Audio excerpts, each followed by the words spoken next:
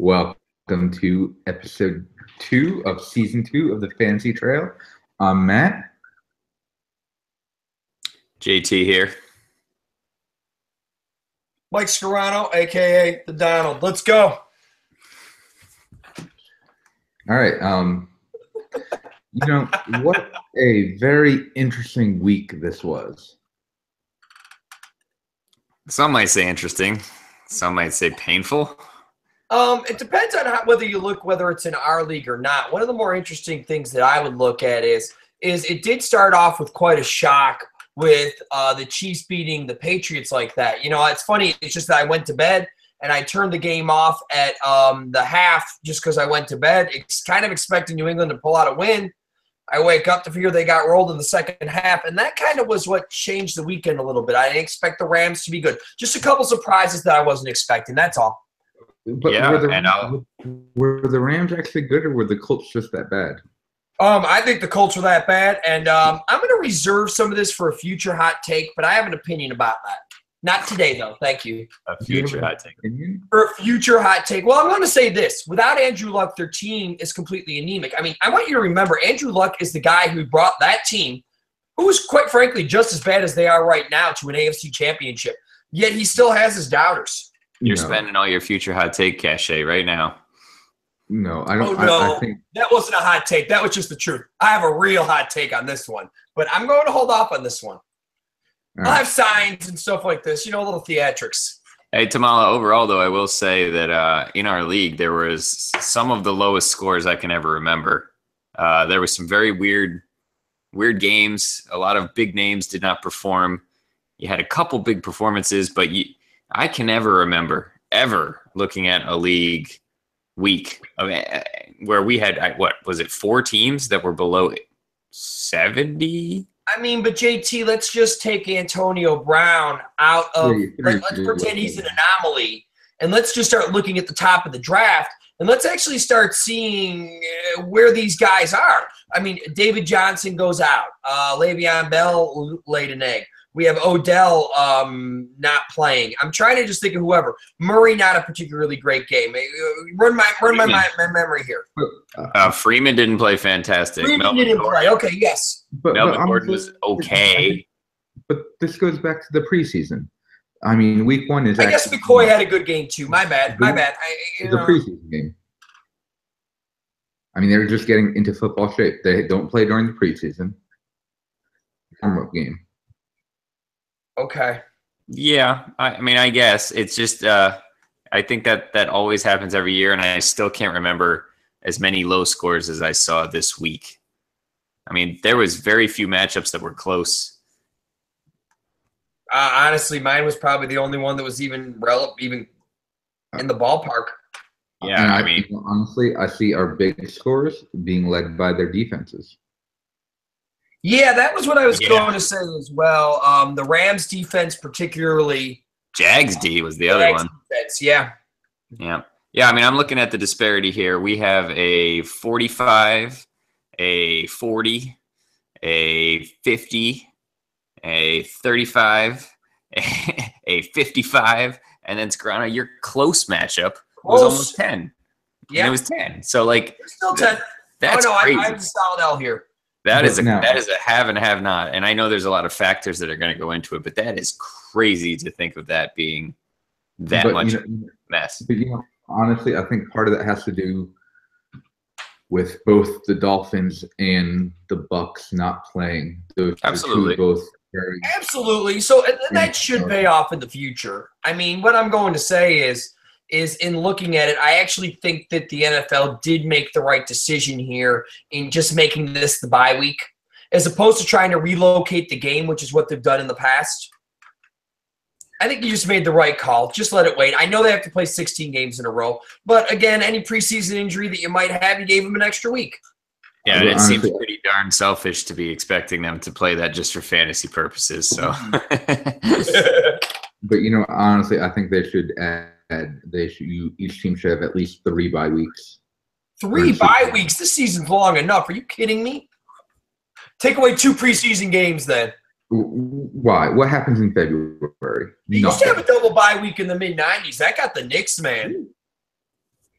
I mean, They if used you, to- if you're I really kid you not, they concerned used about to have player two placement- buys, and it was wildly unpopular. whatever. I don't know. That's a whole other discussion. What do you say we hit into the recaps here, Tamala? Let's do it. So first up, we have Angela taking down Joelle, 108 to 69. Yeah. DeMarco Murray really let Joelle down. I honestly can't think of a player who performed. I mean, if you look at Joel's entire team, every single one, I believe, was below projection. Yeah. 17.5 points for Rogers. I mean, look, below projection. You could have played Andy Dalton for a -3, my friend. Oh, no, my friend. Eli Manning without the talent, as I've always called him. Now, I think what we're looking at, though, is Angela has a sneaky good team. I mean, she was pretty low last week, but I mean. Yeah, we had that wrong. If you look at the top of her lineup, I mean, all the way from all of her top positions all the way till you get down to her last two, I mean, you're talking well into the double digits on each player. And no one on her team had a crazy game. No, it was a pretty middle of the road. My only concern for her, Kenny Britt kind of laid an egg on her. I will say that. I mean, she did have one guy who didn't, perform well. Yeah, and our concern with her was depth. And right now, if you look at who's going to go in for Kenny Britt, it's a little up in the air. There's also a chance that her number one back maybe doesn't stay as a full-time back. Howard had an okay game, but it looks like he might split carries now. So her depth is just not there, and she's never been as active on the waiver wire. For example, she's still got Devonta Booker on her team, who is probably not going to be playing too much in Denver. Yeah. So, all right, you're correct on that. The Sterling Shepard being on the bench for this one as well. Not that it necessarily would have played off because of the Giants' anemic offense, which looked like a train wreck. But you would think that could have been a potential person you could have plugged in, considering that Odell was out. For sure. And he might drop a little bit if Odell comes back, but he also had a really good rookie year, so he might be her best bench player. They might be just a team that's running with 3 receiver sets. I just don't see them having much of a running game, so that's probably the direction that the team's going to have to go in, even though Eli was very, very, very unimpressive. Yeah. And when was the last time you saw a quarterback score negative points? Whew, boy. I mean, it's rare, but Dalton was awful. He had 3 picks and a fumble. I mean, whew. Do you think that you might end up seeing McCarron in Cincinnati at any point? I think I mean, Dalton's never been a star, but that's unbelievable. I think you're going to find Marvin Jones getting the axe is what you're actually going to end up finding here. I would say that, he's a good coach, served his time, but I just don't see, you can't put up a performance like that. I mean, Baltimore was favored to win that game. Yeah. Okay, but they play Houston. Pardon me, Cincinnati was favored to win that game. I misspoke. Look, Cincinnati has 2 tough games, Houston and Green Bay, but after that, it's going to be a top 12 quarterback the rest of the way. And we might be stretching to say that Houston's a tough game after what we just saw this past weekend. Mm-hmm. Getting shredded by the Jag. I would say, because you might see Deshaun for the rest of the year. Yeah, it looks like he was taking it with the starters right now. If I'm Joel, I'm a little worried. It's certainly not a comforting start. There's plenty of room for growth from a lot of those players, but that's not the way you want to begin. Yeah. No, and on a positive note on our team, Detroit's offense looked really good. It looks like Stafford might have actually been worth the money. I know everyone, so he can't be the highest paid quarterback. He can't be the highest paid quarterback. But what's the going rate if you don't have the quarterback? What happens to your team at that point? Why are you talking about the Lions right now? Because I was looking at Marvin Jones off of her bench right there, who did put up a pretty good score and wasn't in her lineup. There it is. You had to specify. I think she throws West in there too. I think he gets the nod perhaps over Perkins. And, okay. Hilton's going to be tough until Luck returns, and that's looking like it's going to be 4 or 5 weeks. Yeah, it's an interesting situation with Luck because I just feel like You're not going to put him on the physically unable to perform or IR just for the chance that he could come back. He's worth one bench spot. Yeah. All right, who's next? I got Casey and Jake. Yep. Jake took down Casey's for 101 to 66. You want to talk about a letdown week. We certainly ranked Casey fairly high. Le'Veon Bell, what happened? He didn't win the preseason. I guess, but they won. That's happened before, though. But But he's a slow starter. Ben plays better at home, and they were away. Like they should have crushed Cleveland. Big Ben didn't have that bad of a game, actually. Big Ben's numbers were actually right around Rodgers. Look, every single person on his team right Rodgers now is played Seattle. What's that? Rodgers played Seattle, and Big Ben played Cleveland. It's true. Whose defense isn't that bad, actually. But what I would say is he has a lot of underperformers. Greg Olsen, Jamison Crowder.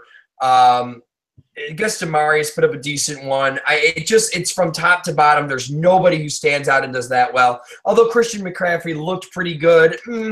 But see, at the same time, besides Carr, I don't really see any help on his bench.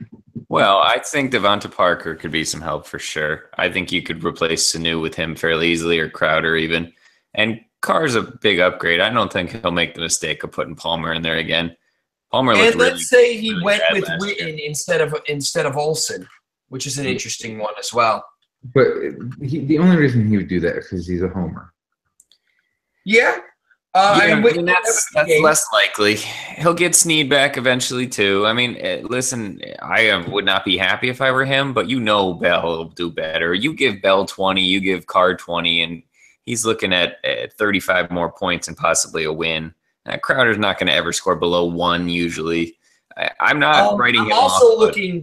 I'm sorry to interrupt. And I'm also looking at this, and I am going to say that, Palmer is one of those guys where I would play, if you asked me on any given week, I would, barring a major, maybe a Denver or something to that extent, I'd play Carr every week. Yeah, I agree. What about Jake? Tamala, what happened to Sturgis? He hit on so that's why you saw. I don't know if you watched the game. That's why they were going for 2 there. He's I didn't see reserve. That. Gotcha. He gets 2 guys on IR in the first week is kind of strange. Neither one's essential, but kind of weird. But he did get 13 points from Sturgis before this took place, helping him out quite. Not that he needed that much help, but that's a lot of points for a kicker right there. And it's a pretty easy one to slot him out. You can find that out there. He's got a good-looking squad. Wentz actually putting up better numbers than Breeze. That'll be an interesting battle some weeks for him to pick. Blount, Breeze typically had a terrible game against the Vikings, and he still put up 17 points. Yeah, I know. He'll put up numbers. Fournette looked better than I thought. Fournette looked very good, and that was a surprise for me. Even though Blake Bortles still struggled, I thought that Fournette would just struggle with him, to crowd the box, and still very, very successful day for Fournette. And he was one that I wasn't too hot on, kind of worried because he doesn't really have the hands, but he actually caught some passes too. So I was wrong. Yeah, he looked good. Julio barely did anything. He'll be better. And Cooks, and Walker, and Hyde were about what you expect. He was one of those other top 10 draft picks that just didn't seem to pan out this week. And honestly, I think if it was a little bit closer, with the Indy game, I think Gore would have actually played more than he did. Okay. Yeah. And Jake's about what we thought. And Casey is just hoping that week never happens again. I love it. Right. He was talking around the school saying, my team has the highest projection. My team has the highest projection. And it is pretty funny that this is how the chips fell, my friend. Low score of the week. Low score of the week. Next up, we have the Michael Thomas. Losing to Rich, score of 69 to 116. A Slaughter. Yeah, another one. But see, Rich got lucky. Michael had the worst luck of anybody in the league. Oh, with Mike Evans, a J.I., Landry, all out. I don't know, man. And Allen Robinson went out on the first drive. He might as well have 4 players on a bye, and then the Texans D gets shut out. Honestly, I don't necessarily think that he still would have won, even if all those players were in there, but I think it would have been a lot closer. Oh, absolutely. Oh, with Evans and Ajayi, I don't know. Start putting him. Look at the top of his order with the 2.8 from Rex Burkhead, man. Put in a decent game from Ajayi. Let's take a look at that flex position. Let's flex out Robinson. Let's put in Mike Evans. I don't know. This game gets very interesting. Okay, but then, he's still down by a lot. I mean, Rich plays Galladay instead of Lee, and then, Yeah, Lee I think is not going to play much. And, we tease Rich for not making any moves. And then he did watch. I talked to him that week. He watched when and made a move and made one of the better waiver pickups. Galladay looked great. Yeah. Well, and, Galladay was one of those names that came up at the beginning of the preseason. Everyone was hot on him. Kind of faded out, kind of came back in. It is kind of he was in a point of the doldrums during the preseason, though, so I just wasn't that sure about picking him up in the later rounds, and I wish I did.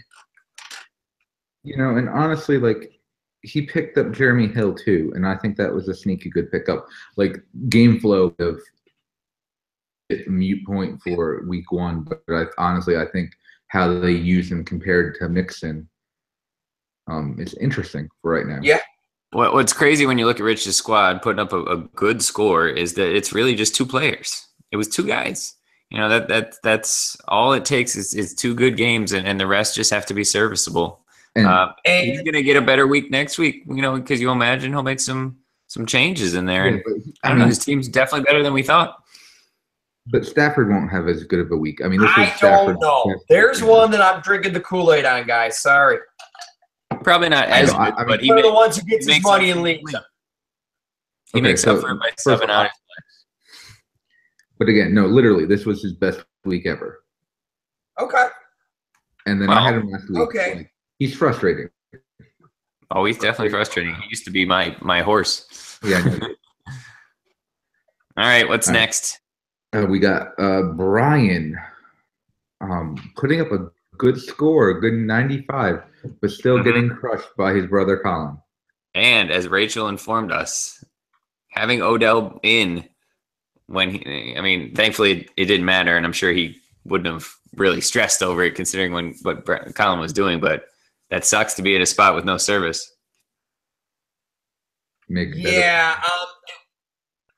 It would have been one that I was worried about the whole time. I will say this. Your old boy Odell did slightly, I don't know if we're going to call it lying. We're going to say misled the public. I mean, he was Mr. I'm ready to go. What's wrong with me? What's wrong with me? That's all he kept saying after the game in this pretentious, arrogant tone. And then, sure enough, didn't play. That's not even a hot take. That's what he did. So thank you, Odell. Thanks, dude. Not a great start for that. Brian gets great news on the Ezekiel Elliott front. What a roller coaster week for him on that. That looks good. Cousins, laying an egg for him.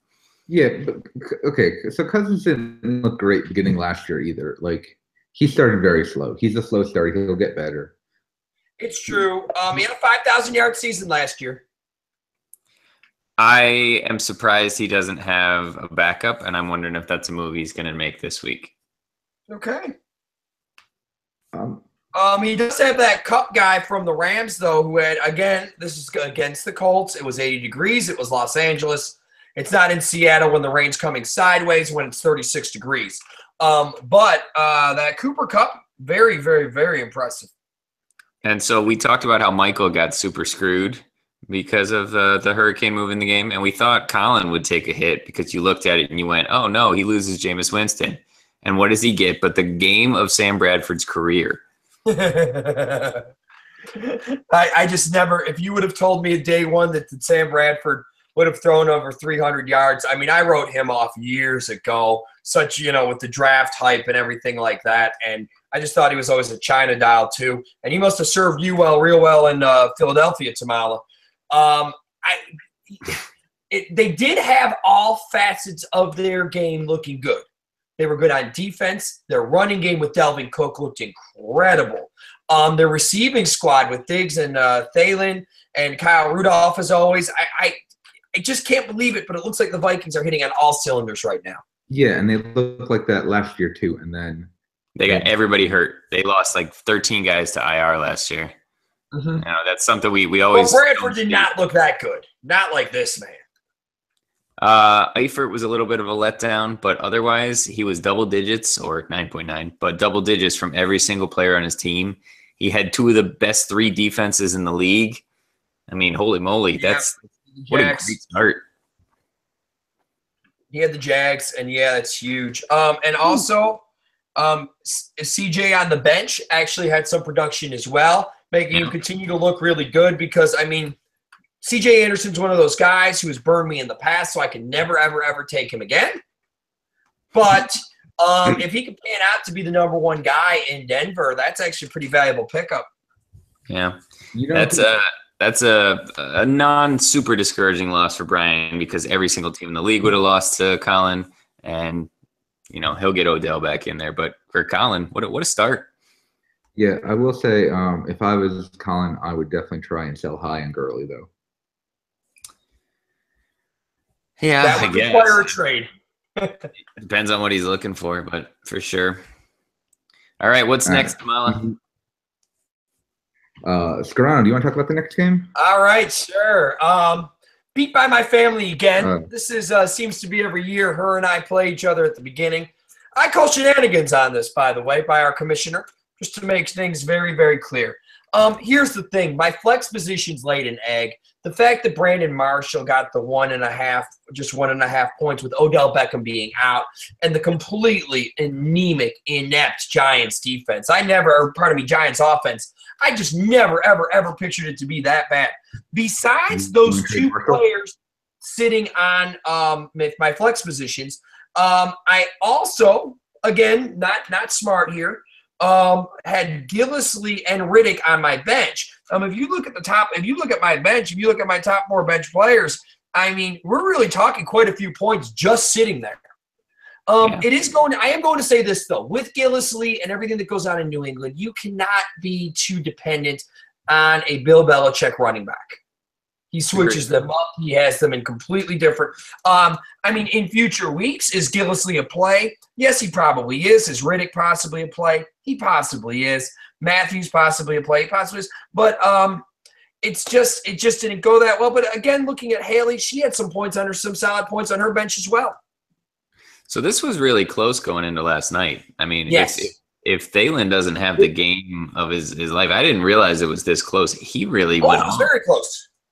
He went off last night for 20. I mean, and Fleener got me 13.9. Right. So I mean, it absolutely was an obtainable game. It was the only close game that it was. I'm not 100% impressed with my score. Again, in those flex positions, I just got burned. But were you guys basically tied going into last night? Yeah, there was a matter of a point, but didn't she have 2 guys go? She had Denver defense. She had Denver D, but yeah, I'm looking. I mean, 25 and I had Fleener who got a touchdown. Mm-hmm. So, horrible news for you on David Johnson, man. That sucks. Yeah, that's something I was just going to discuss and talk about. It's looking to be 3 to 4 months at this point. He's going through some type of surgery on his wrist. This is the first overall draft pick, and I have nothing to say other than this has to be the most devastating injury the league is probably going to see this year. Plenty of weeks left. I can't picture worse than the first overall guy going out on week 1. Well, you could picture it being worse if another top overall draft pick goes out for longer, because I heard 2 to 3 months today, so he could be back at some point. That, not to say it doesn't suck. I don't want to take anything away from that, but if they put him on IR, it's what is it, 6 weeks, right? It's 6 weeks. So early. This is why you voted for that IR spot, buddy. Yeah, and I understand that it frees up the spot, and he is he has been listed under the IR. But I mean, this is a devastating loss. All you're saying is it could be worse. But all I'm trying to say is I want you to think of this. Number 1 overall draft pick goes out game 1. I understand. Listen, no arguments that it's not a absolute. Not hot on the pick to begin with. But on the Haley side, what do you think of that? She took a much smaller blow with Danny Woodhead going down. No surprise there. He seems to be made out of paper. But she's got a lot of bench options. Hooper looked fantastic. Stewart looked good. Stewart looked real good. I hate to tell you this. Honestly, I think he runs as fast as I do, which is not very fast. I'm going to tell you something right now, though. He's getting goal line looks in that. He's getting all of the goal line looks in that thing. And I'll say this, did McCaffrey wow me that much to where you're not going to play Stewart? And I'd say no. Yeah, Haley kind of got lucky with the Thielen thing. You probably wouldn't expect a 20 out of him. But at the same time, she got some bench depth. It would have been funny to watch Tyrod Taylor choice. If that were the reason she lost, could have been entertaining. I mean, honestly, if Atlanta played Chicago, they should have destroyed Chicago. Yeah, agreed. I think Super Bowl hangover with Tyrod and Matt Ryan, at least the next couple weeks. Yeah, I agree. I don't think it's gonna be clear cut. I agree. Tyrod, I was actually hearing something to the extent of he's one of the guys who gets one of the most high fourth quarter points, and that is to drive you crazy. Yeah. He gets over a lot of running plays, a lot of fourth quarter points, always. Tough and that would drive you crazy. All right, Tamala, do you want to talk about the last one? Yeah, I just barely squeaked by JT in a hard-fought game. There was a couple times, I know I put it in the group chat, but there was a couple times when I looked up and I was down by 100. And, I hadn't even finished lunch. I had a wise remark, didn't I? I'm nervous. Well, I'm down by 100. Oh, you lost. No, I was just going to note the fact that I was in trouble. I'd like to talk to Mel about the Kareem Hunt thing that's going on right now. Let's hold on a second, Ron. We'll get to Hunt in just a second. But, JT, I know you think my team sucks by the score. Part of this, 80% of my team played Thursday night, played Monday night. So you had a large time. Listen, it was an incredibly strange week. You had everybody going Thursday, and everybody let you down except for one. And then I had everybody going Monday, and everybody let me down except for one. I find interesting that you have McFadden, and this was a concern. This is what we were discussing last week, that McFadden not playing, if Ezekiel comes back, it's bad news for you and everything. And what I find very interesting is you had nothing to worry about because of Kareem Hunt's massive game. Yeah, and Tamal, I have to say that hurts significantly more thanks to the fact that I had Spencer Ware. There is no worse slap to the face than knowing that the guy I drafted who got hurt 26 minutes later was replaced by the guy who took a poop on me in week 1. That's just I guess it wouldn't have mattered. I lost by, 800, but Do we have any bold predictions with Kareem Hunt? I have one right now. Top 5 back in fantasy points, or let's even take away fantasy points. Total yards, top 5 back when the year ends. Go. Bold prediction. Well, who knows? I can't possibly begin. He's a beast of an offensive line, a quarterback who looks very good, and another beast defense. I disagree. He's going to crush it, dude. But you got on this pick Tamala till no end. But now, JT, I will say, this is probably lowest week you have for Russell Wilson. I'm going to say the lowest week you have for Michael Thomas. The Saints just didn't look together. Listen, I know my team can be better. I don't think it's this bad. And 84 points isn't the worst week I've ever had, especially considering a 1 from the Vikings D, a 0 from Hunter Henry, a 3 from Hogan, a 2 from Bryant. I know there's room for growth, but it was just discouraging to know I never, ever, ever had a chance. There was not a single second I was watching this where I thought, hey, I might come back. It was like last year all over again. It was last year all over again. I was just like, hey, a new year. And I made it maybe until I woke up on Friday morning until I had ready to give up on week 1. JT, Lambeau's a tough place to play, but do you have any concerns with Russell Wilson? I was high on them going into the year. They looked really bad. They're a team that's a slow starter. They too are better at home. I don't. Phil Rivers is a great, fantasy garbage backup. So I have an option there that I'm not worried about. But I could see myself very easily playing the wrong QB every week. Okay, that's all I was asking. I was just seeing what your take was. By the way, maybe we should incorporate the NC State, aka Quarterback University, into your team name because both quarterbacks went there. There you go. I like it. I get Quiz back next week, so at least I get him for 4 games. But man, the Hunter Henry one. What's going on there, man? I don't know. Very strange. Very strange. Catch. Did either of you watch that game? No, it's too late. I can't. I don't. I watched the entire first game. I will say I went to bed at halftime of the Patriots Kansas City game, and then when I woke up, and none of the Patriots scores had changed at all. At first, I thought ESPN was broken.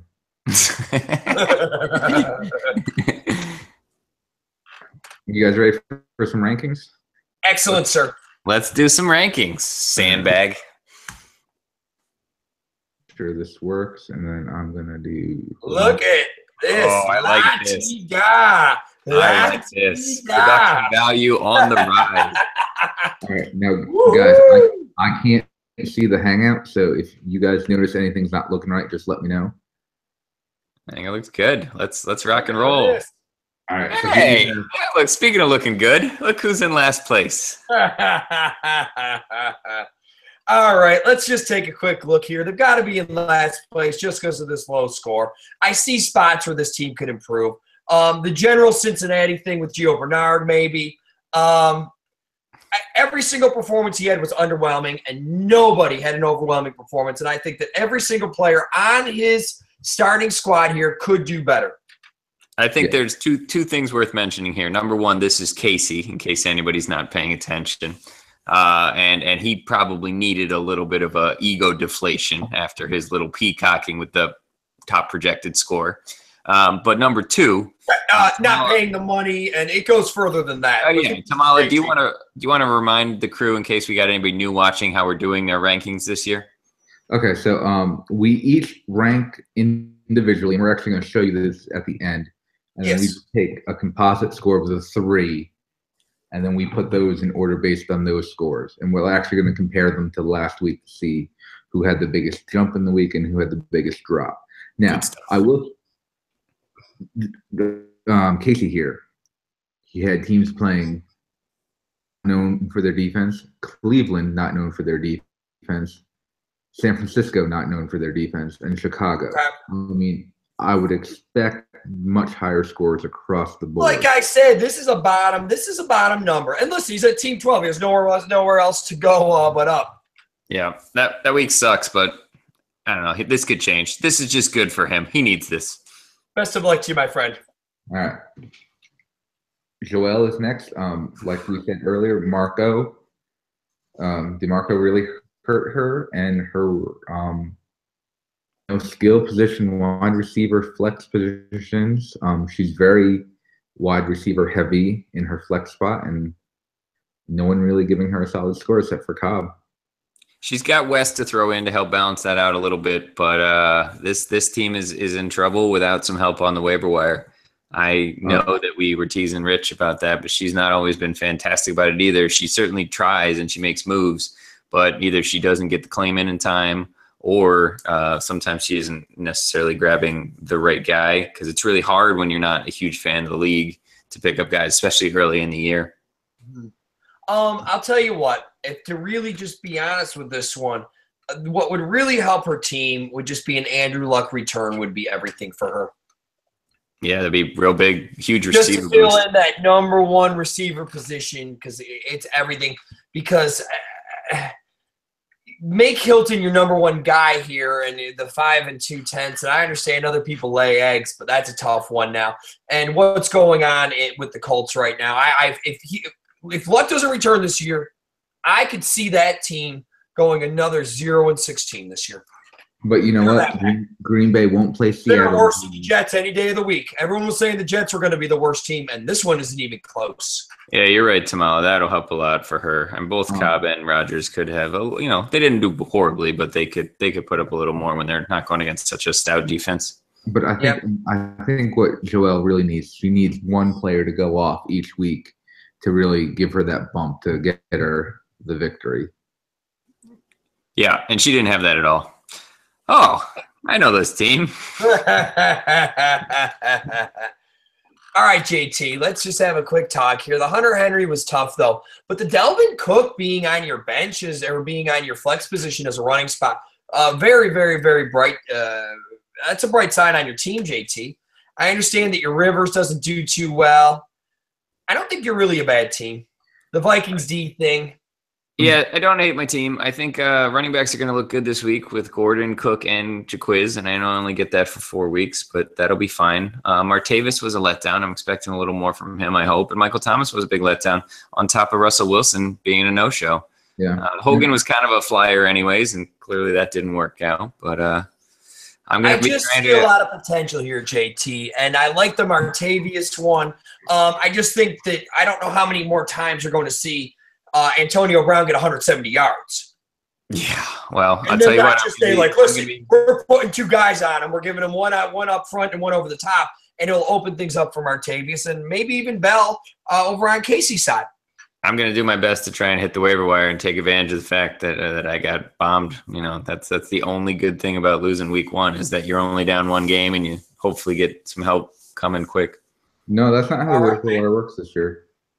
It's your last person. It's not reset each week based on record. Yeah, but it wasn't it from the beginning. Yeah, but if you had made any claims, you automatically go to the back. I didn't think I made any waiver claims, though. That was kind of my point. You can find the waiver order. But you never done that. All right, keep going, and I'll try and look that up. Keep going, and I'm going to find the waiver order. Here we are. That's what I said. Oh. Hey, I know that team too. All right, guys, let's have a talk. I don't think I put up a terrible score, but I think the 9 is very, very much so deserved. And I believe I even ranked myself right around there. I don't have the ranking list right in front of me. The David Johnson thing is just I can't describe the magnitude of it. I do have some depth at running back, but the fact that he goes down the number 1 guy overall week 1 is just brutal. And I easily put myself at 9. Yeah. I don't think I have a bad team. I think I had so much. I think some of my guys in the flex spot here are maybe a little long in the tooth, but I don't know what else to say about this. The David Johnson one is absolutely devastating. Go ahead, fellas. Tamala, I'm sitting here staring at the waiver wire order if you want to hear it. Sure. All right, so you're 12, Sgrano's 11, Casey 10. Oh, I 11. I didn't pick up anybody. We must go back through the order. I just opened it up now. I haven't seen it yet. Casey's 10, Richard's 9, Jake's 8, Rachel 7, Joel 6, Brian 5, Angela 4, Colin 3, Michael 2, and me 1. I think it was the reverse order of the draft, and then it reset to the waiver. So that's what I was saying. I didn't make any waiver claims. And I have to go back and look. I added a player, but I didn't make a waiver claim. I call shenanigans out. David Johnson goes out, and then never mind. Wah. Right, next, we got Angela. Look, like I said earlier, you take out Kenyon Britt, you put in anybody else. That's a really solid score. No one having that huge game, like, oh my goodness, that's why her score was so great. Like, it's a solid team. It's a solid team all around, and really looking at it and really thinking about it, I could see this one being up a little higher. Yeah. Again, the fact that you have Booker out and still have that there is somewhat concerning to me. Agreed. All right, next we have Rachel. She had Grana. I think she got a little lucky on the Thalen thing, but she also has some depth on her bench. I think she easily has it. I understand Woodhead is could be out next week. But again, if Luck comes back for her, it would benefit her. It's going to benefit a lot of people the minute he gets back in. Go ahead, guys. I'll tell you what, I think both her and Angela have a little bit of a bone to pick. They both can't be thrilled with the fact that they're two winning squads who are in the bottom half of the league rankings. But, you're talking about the scores put up. Back to the double scoring, you're saying. Just thought I might mention it. I know one of those people might have voted against it. I did not vote against it. I don't know what. Wait. Never mind. I would have been. No, I think I would have been. I think I would have got a win. That's right. Yeah, there we go. Rachel's already complaining. Just imagine if somebody had put a thing where you could have, really succeeded with that. Anyhow, Brian, you gotta like his team still. Yeah. Even though he's got a loss, I think you still gotta like what you see. Give Odell 15 or whatever he normally has, and he's sitting at 110. I agree. I see Dez, not that hot of a game this time. But I mean, I want you to picture with Dez and Odell having a decent game. I mean, this is one of the top scores. Yeah, that's a good squad. And Cousins really bad. So we talked about Beckham, about how he didn't have service, but you know what? He didn't really have a move to make on his bench. Already. That's true. It might have been too late into the week. You bring up a good point. One of the things that I could say was he still doesn't really have a move. You are right, Matt. He doesn't. I mean, I guess Cooper Kupp, but it was one of the things where if you on Sunday morning on like some of the fantasy shows, like on Sirius XM and stuff, they were saying it was a pretty good chance he was out. Yeah. Which, I mean, would have given him the time. But I understand completely. Go ahead. Now, all right, so next we're going from 6, and there was a tie for 4th. So that's why we don't have a 5th. Next we have my team. Look, I put up one of the high scores for the week, but really, I mean, if you take out Hunt. Yeah, but come on. Let's take out Hunt is right now one of the most desired players in all fantasy football. But you take out Hunt and you make Brady a normal 25 and you make Gronkowski a normal 15 and you remove AP and put somebody else in for that. And suddenly you're around the exact same score. So I think you sandbag your own rankings a little bit. Both Scarano and I had you much higher. Okay. And you ended up causing yourself to go to 4. We had him at a 2. Is that right, JT? Yeah. Excellent. Okay, I don't have it in front of me, as I was saying. Okay. So, yeah, the move is take AP out. Who do I put in next week? Well, there's plenty of time for that to happen. They're going to do better than 1.8. You only have to play one running back now. You have plenty of people to play. Yeah, you could put anybody in that spot. You'd be just fine. Put in Benjamin. Yep. Oh, yeah, like he I think he was 1% owned before the week. Okay, well, all right. Then you get rid of McFadden, you make a move for that. You get rid of Doxson, you get a move for that. I mean, you got plenty of options that can potentially do better than 1.8. I don't want that to be the reason. I did receive a comment from the Peanut Gallery here that I'm sorry I have to add. This one coming from Rachel Haley. This is the decline of Brady this year. Just drop him now, Tamala. Keep it in the family, Cuzzy. Keep it in the family. If I could pick up Tyrod, I so would. We should get a trade going. So who else was tied with you? This was probably the biggest surprise of the week. Michael. All right. Okay. Now, this is strictly based on what could happen next week because it can't be based on the score he put up this week. Yeah. Yes. And in my ranking, I can't remember again the exact number I gave him.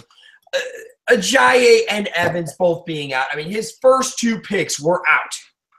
I want you to consider that. I'm here complaining because I lost 1 pick. He did lose 2. And then Robinson, first drive. And then Robinson. Torn ACL out for the year. That's tough. He'll be fine. He'll be fine. And that's got to be one of the highest rankings. He's also very active on the waiver wire with this one. This will be addressed by him. Yep. Highest ranking ever for a team with a losing record. But now I will say if he doesn't put up a score this week, I can see him dropping a lot next week. Oh, yes. Fair. All right. Jake comes in. At number 3, Pretty good Well- score without anybody going crazy, and some good help on the bench, and he's going to have to make some moves due to injuries. and Yeah. he already has. He's already dropped some players, getting them in position, ready to. Ready to make moves. He's Now. making moves right there. He'll be doing. Now, this is a surprising one. Because Wow. isn't this one the biggest Yep. the biggest discrepancy from one week to the other? Yeah. Cooking up something special. Look at this one. And I could say this. Let's pretend the Bengals aren't as much of a train wreck as we're saying. Could Mixon see a little bit more action, and could this score actually be up a little higher? Oh, it's definitely going to be potentially higher, but you also But look, I mean, don't know. you would have thought Lee would have had something with Robinson out. How did he put up a goose egg? He went out early too. There's plenty of time. That makes me think he's not going to get anything at all. But man, Blake Bortles. it's awful. Blake Bortles is all I have to say. Hearns didn't do anything either.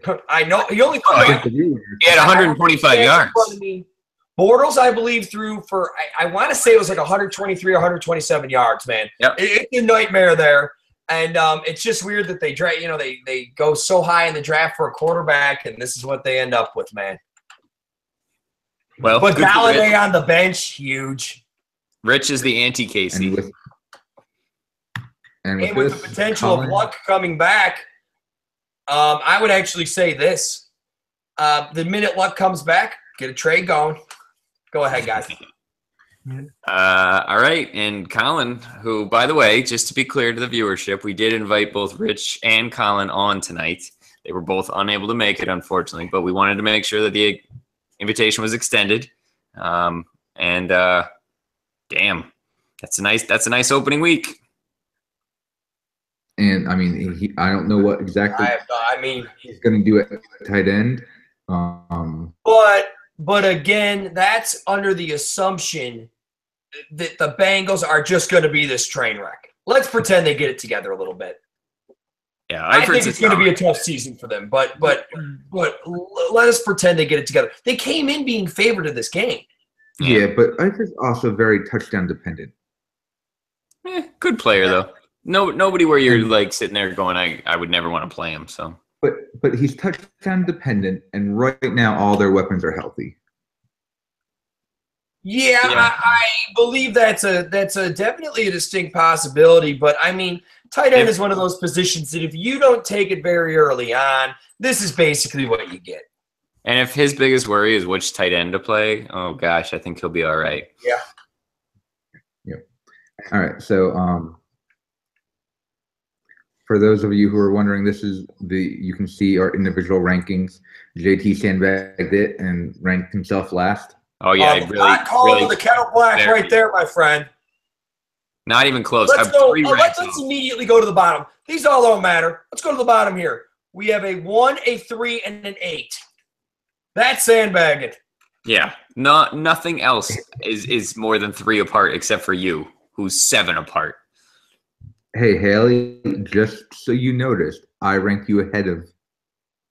So you know, Haley. And you so, but Just you can find that we're just not being intellectually honest here. To be very, to be very frank, we're just not being intellectually honest. Just looking at the scores and the numbers, I find that all of your other rankings are legit except for this one. I would have even accepted 5, Tamala. I really would have. Maybe you went a little high on Michael, is all I'd say. No, what I'll say is I'm not basing my rankings just based off of scores. There are so many score flukily, which is not a word I understand, but Tamala, you were able to pick up what appears to be what was this week's number 1 running back off of a waiver wire. she wasn't on the waiver wire. Scarano, you talk about all these added people him. on the Pardon waiver me. wire. That They're not makes it waiver better. wire pickups in our league. That makes it even better. He drafted him. All right. What round drafted did you pick him up in? He drafted him like 2 rounds after I did. I probably took Ware in the 6th, and he took him in the 8th. Yeah, There was plenty of talk that they would either split or that Hunt would take over. So Tamala knew what he was doing. I would have gone after him too. But to make this very clear, he wasn't the starting running back. And now he just put up by far the highest score. Yep. What don't you have to be optimistic about? All right, buddy. What's up next? We got the preview, right? Yeah. Well, just Rich is the biggest gainer with he moved up 10 spots. Casey is the biggest loser, and he moved down 7 spots. Yeah, that's going to be more subject to change in early weeks. That tends to fluctuate a lot less as the weeks go on. Yep. All right. So here we go back. So let's go ahead and we'll look at our previews. Week 2 for this upcoming. And I don't have. Do one of you guys have them? I don't have them in front of me. Yeah, I got it. First up is me versus Joel. Without buys coming into play, a couple moves. Really, it's going to be tough to tell until the waiver wire action happens. That could really make some changes for all teams this week. I don't know. We're projected right next to each other. And I think you've been projected. You've been close all year. All year. It's only week 2. Yeah, but no. In our rankings last week, you were tied. We're 1 spot away from each other. Look, I think you got a lot of people who are going to have much better days. Certainly hope so. She's got a little bit more going on Monday and Sunday with the Aaron Rodgers, and I'm thinking she's going to make some moves off her bench. Maybe get Jones and West in there. All right. Well, we'll see on that one. I think it'll be close, Jay, but I think you're going to take it. Yeah, I need one. All right. Next up is 2 1-0 teams, Jake and Angela. Yeah. You go ahead. Jake's looking pretty hot right now. I just can't see Julio and Cooks not putting up a couple more points in this one. I'm looking for Jake to take this one. The one concern that I do have with Breeze is that Breeze is just one of these guys where, and as I've said about quarterbacks, they don't fade. They hit a wall. And Breeze. All right, but he was in Minnesota on the road opening night. I mean, he gets to go home and go against a clearly semi-soft New England defense. I think he'll be fine. I like that matchup more than I like Dak going up against Denver in Denver. Denver's tough. I think I do kind of look for the New England defense to bounce back a little bit. But go ahead, sir. You know, I'm interested to see what happens with Howard at Tampa Bay. You know, it's a weird couple weeks for Tampa Bay. Yeah. Coming home. Who knows? They could be super locked in. They could be distracted, and I think that's an interesting. And I do know this is the case. Like I'm pretty sure they'll go with the game, and I'm pretty sure they'll play it. But is that 100% lock and stock going to play it? Yeah. I believe I read today that's 100%. Okay, there you go. Next up is Casey versus Tamala. Yeah, and I mean we're projected to be right around each other. You know I ranked Casey last, but I'm looking at his team, and you know I can't say I'm not a little nervous. I'll tell you what. I think I would even take you being 2-0, Tamala, if it meant Casey was 0-2.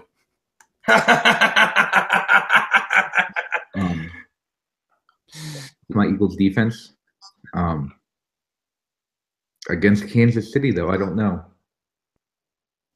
He's got Parker in there. He's ready to go with that. You definitely think he'll have a better week for sure. Carr going up against the Jets, that's a favorable matchup. But he's got Bell going up against Minnesota, and that's a bad one. So I don't know. I think you have a slight edge, but again,